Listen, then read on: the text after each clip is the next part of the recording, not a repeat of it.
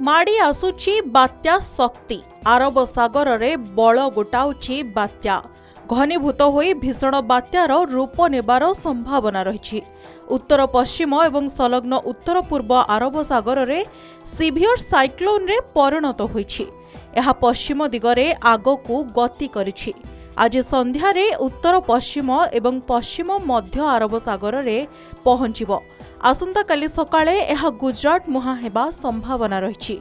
यह परे धीरे धीरे बात्या दुर्बल हेबो।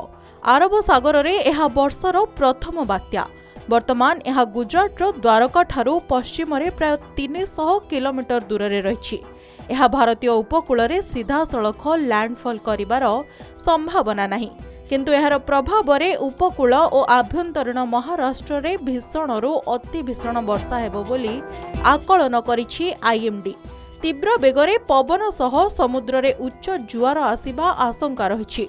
मुंबई और कोंकण रो विभिन्न जिल्ला रे प्रबलरू अति प्रबल वर्षा पई ऑरेंज वार्निंग जारी होइछि। मुंबई सह मराठावाड़ा और उत्तर कोंकण रे 8 तारिख पर्यंत भीषण वर्षा पई हाई अलर्ट जारी करा जाइछि। तलिया अंचल रे थिबा लोक माननकु सुरक्षित स्थान को चली जिबाकू परामर्श देछि पाणीपाग विभाग। संभाव्य जलबंदी स्थिति आशंका करे मुंबई रे तलिया अंचलरू लोक माननकु स्थानांतर करा जाइछि। ब्यूरो रिपोर्ट के न्यूज ओडिशा।